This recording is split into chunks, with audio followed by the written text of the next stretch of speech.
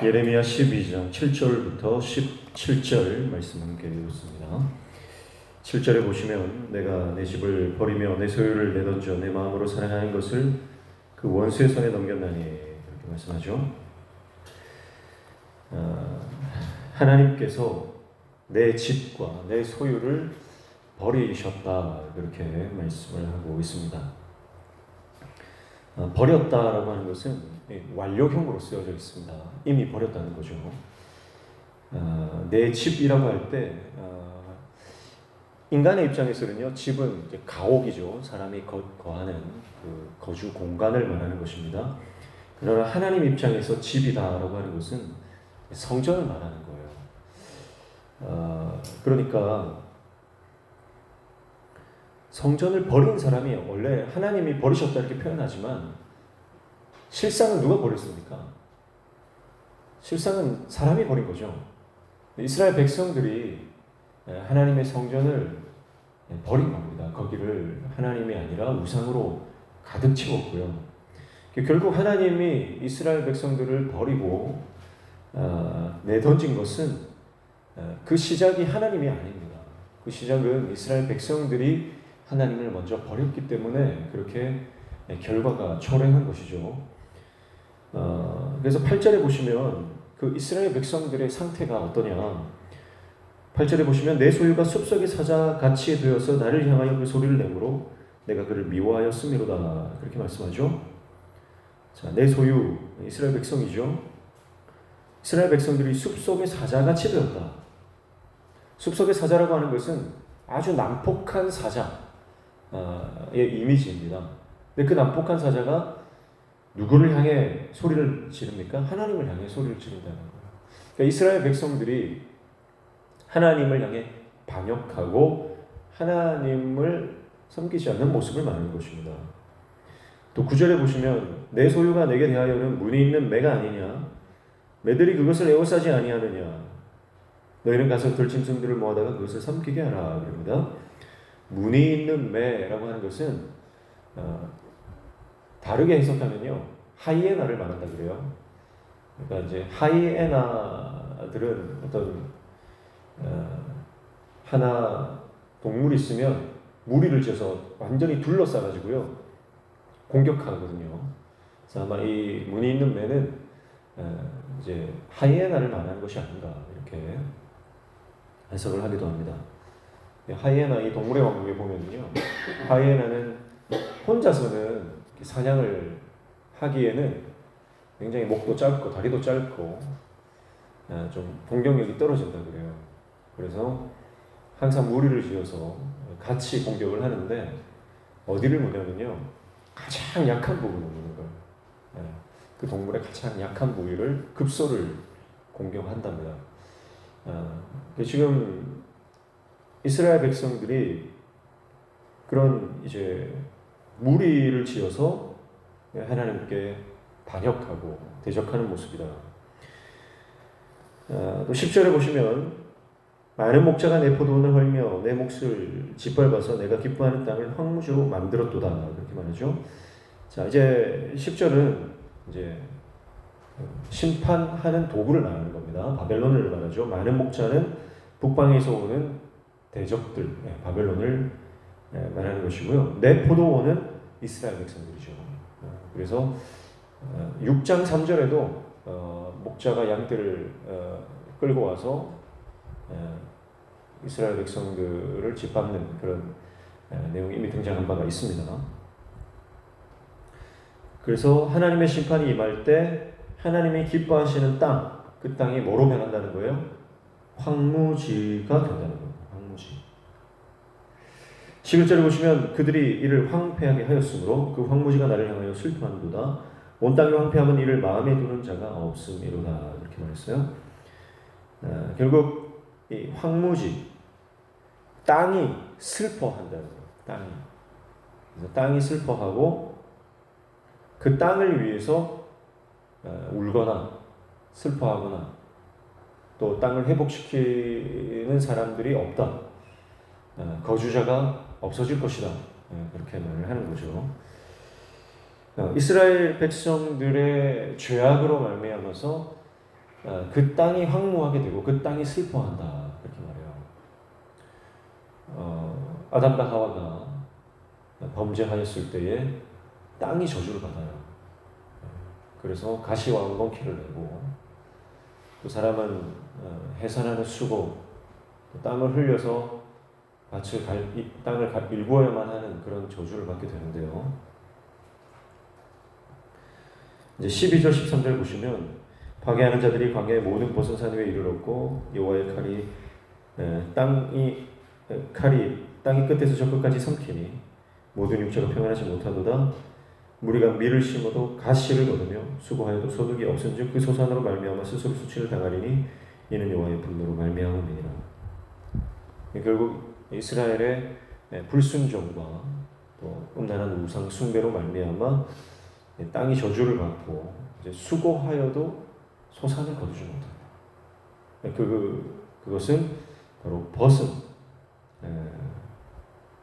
벗은 산 위에 이르렀다 그랬잖아요.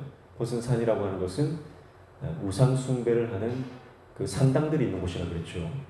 결국은 그 우상 숭배로 말미암아서 하나님의 심판과 저주가 임하는 것을 말씀하고 있습니다.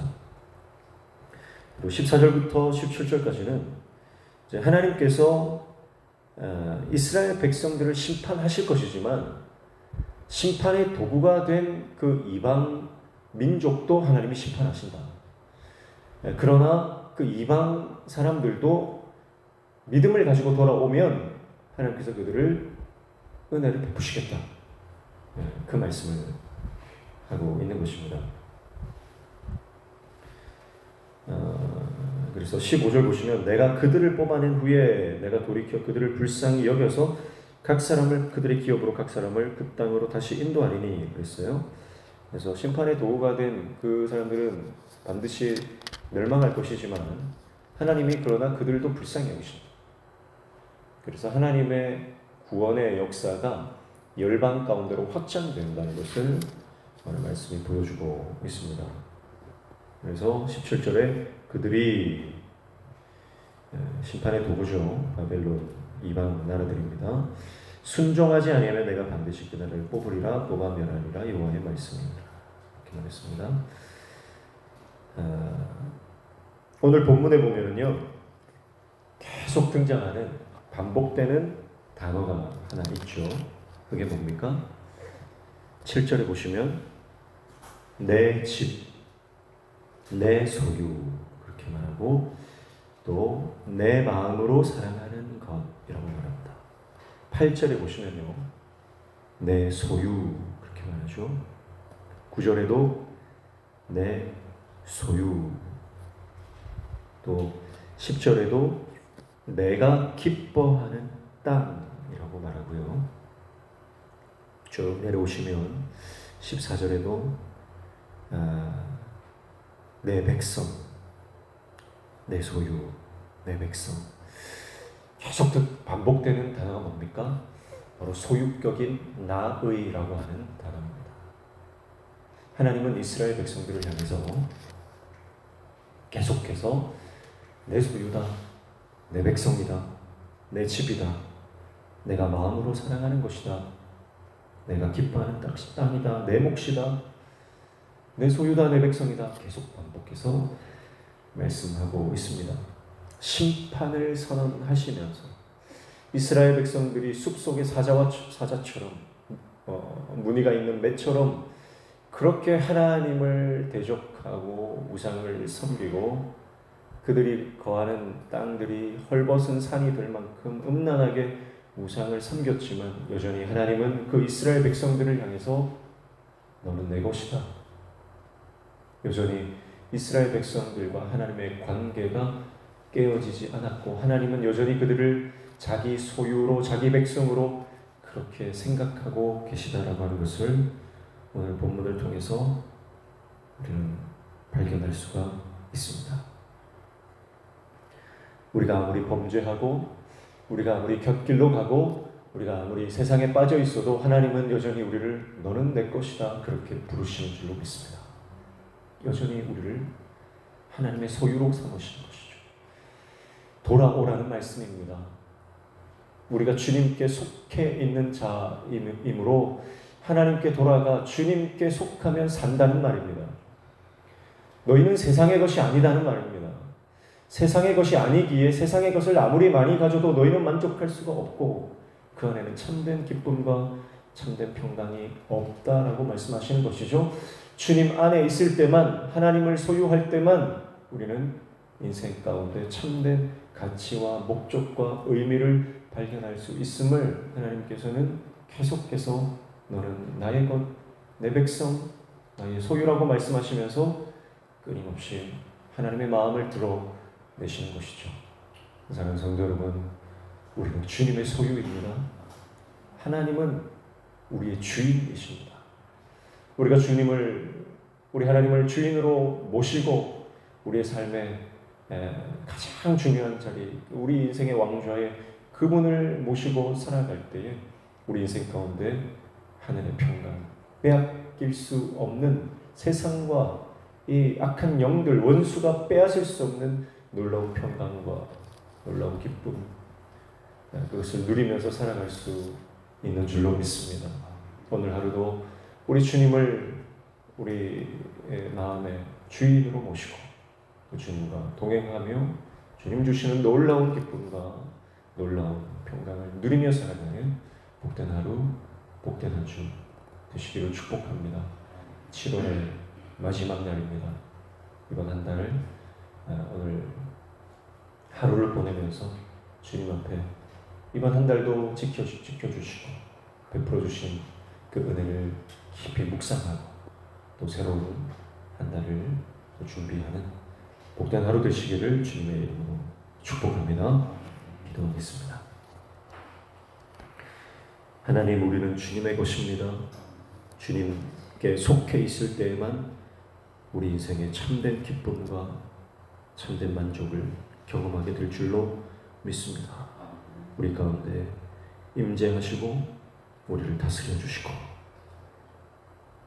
세상이 줄 수 없는 놀라운 평강과 그 압도적인 은혜로 우리를 붙들어 주시옵소서. 예수님의 이름으로 기도하옵나이다. 아멘.